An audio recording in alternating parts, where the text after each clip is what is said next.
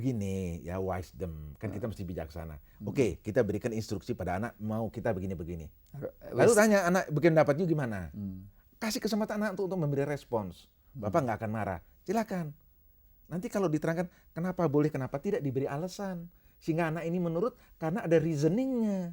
Bukan dogmatis begitu aja. Ada alasannya ya. Ada alasan yang bisa diterima oleh anak. Tapi kalau ada anak yang bertanya begini, kenapa sih mesti sembahyang aja? Gitu. Dia ingin mendapatkan penjelasan, terus bapaknya juga bingung.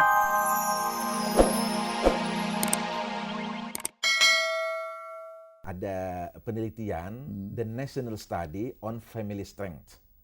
Kekuatan keluarga. Ya. Atau keluarga yang kokoh dan handal ya. Itu berdasarkan riset terhadap keluarga-keluarga Amerika yang broken home dan keluarga-keluarga Amerika yang bagus, yang baik. Ya. Di situ ada 6 kriteria untuk menciptakan keluarga yang sehat dan bahagia. Happy and healthy family. Bahagia, sehat. Happy and healthy. Bahagia dan sehat. Barangkali kalau istilah kita keluarga sakinah itu barangkali. Tapi ini sakinah ala Amerika ini kan karena kita tukar pengalaman. Untuk menunjukkan betapa cocoknya agama itu. Di situ disebutkan kriteria nomor satu, kehidupan beragama dalam rumah tangga. Coba Pak Arief. Itu masyarakat Amerika yang tadinya sekuler, toh akhirnya dalam riset variabel agama merupakan ciri yang utama. Wah, padahal banyak yang mengira keluarga bahagia kalau di barat itu harus punya Mercy 1. Oh, bukan.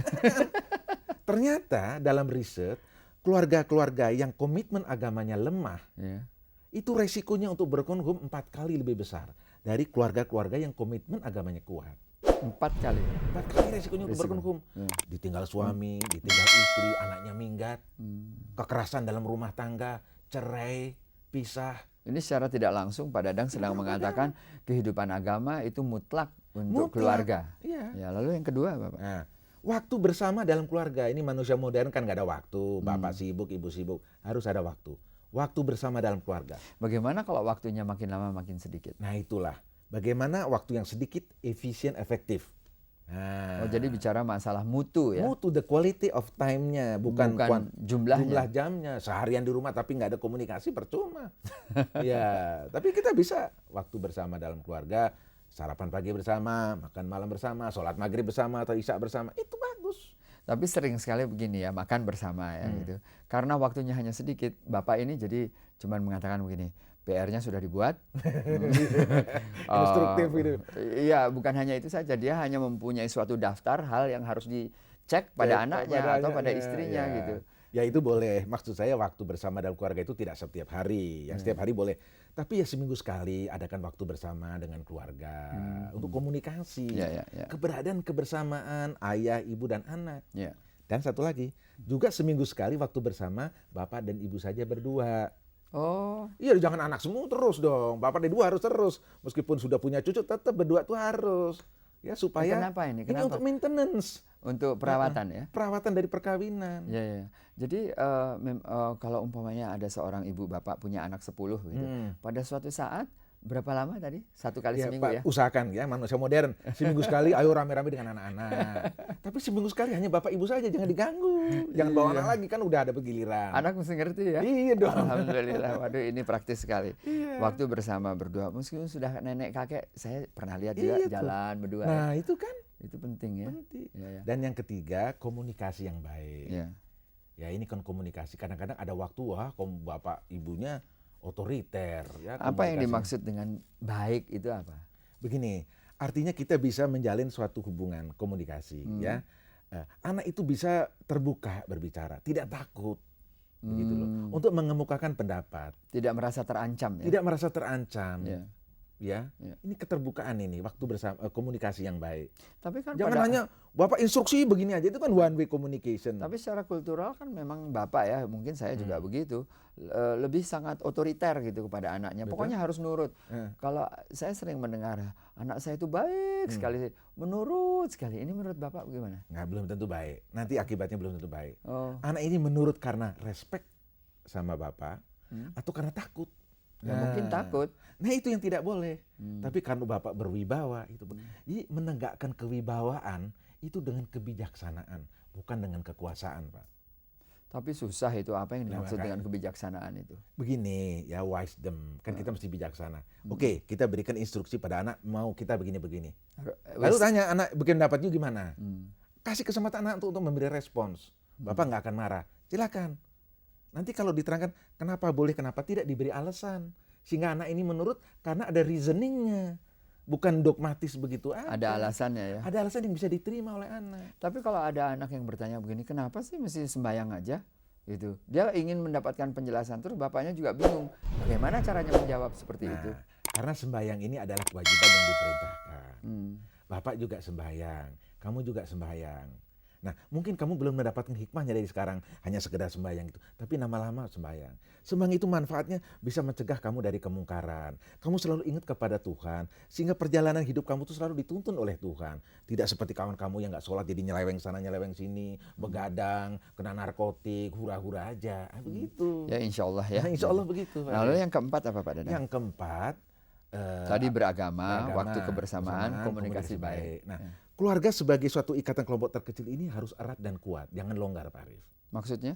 Ya, kan keluarga ini seringkali manusia, bapak sibuk, ibu sibuk, nah anak kemana? Ya harus erat, tight, jangan loose, jangan terlalu permisif gitu. Agak-agak sedikit masih kurang jelas itu. Erat itu maksudnya ada aturan main atau bagaimana? Hubungan fisik dan emosional ayah, ibu dan anak itu harus erat, dekat.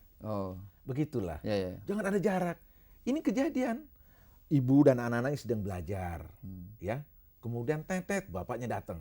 Begitu bapak datang, anak sut masuk kamar semua, takut.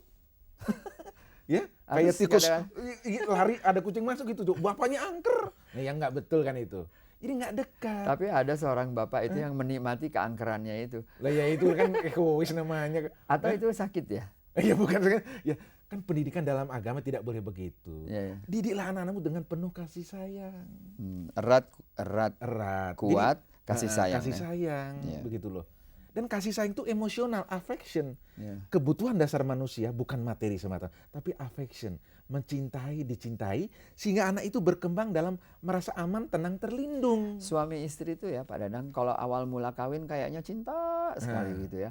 Tapi nanti kalau sudah mempunyai anak, materinya sudah cukup, terus kadang-kadang saya tidak tahu apa yang terus tiba-tiba menghilang. Ini kenapa seperti itu? Nah begini, biasanya suami-suami mengeluh. Kan istri sebagian waktu kan diarahkan kepada anaknya kan. Sehingga waktu untuk memperhatikan, merawat suami kan berkurang. Suami juga harus tahu dong. Lalu istri mengeluh juga. Nah mengeluh juga. Karena suami tidak memperhatikan istri. Oleh karena itu semua harus menyadari bahwa kalau kita kawin itu konsekuensi begitu. Kita akan punya anak-anak. Kita harus kita rawat bersama. Kalau Anda sanggupnya anaknya 2-3, ya udah 2-3 aja. Jangan mau 10.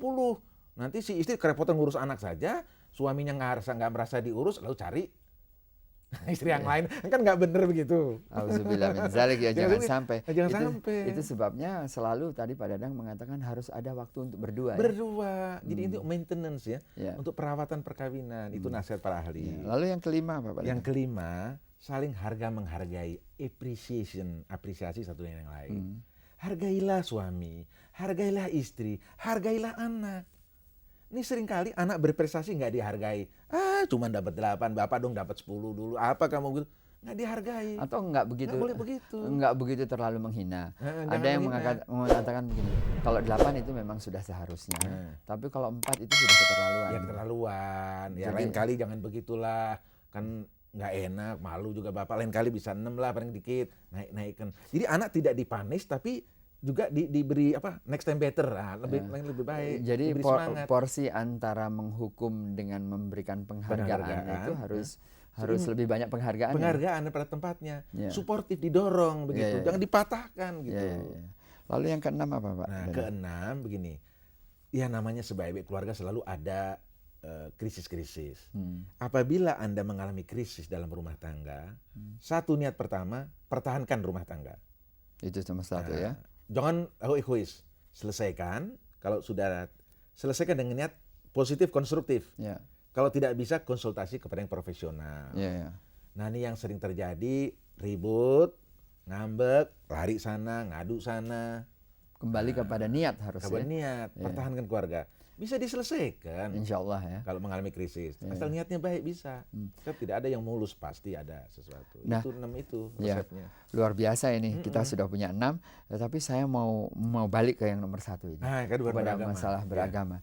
Di dalam agama Islam kan di dalam surat Ar-Rum ya. Ar-Rum 21. Yang mengenai perkawinan ayat 21 ya. Ar-Rum 21. Lalu saya di sini punya daftar An-Nisa, surat Asy-Syu'ara,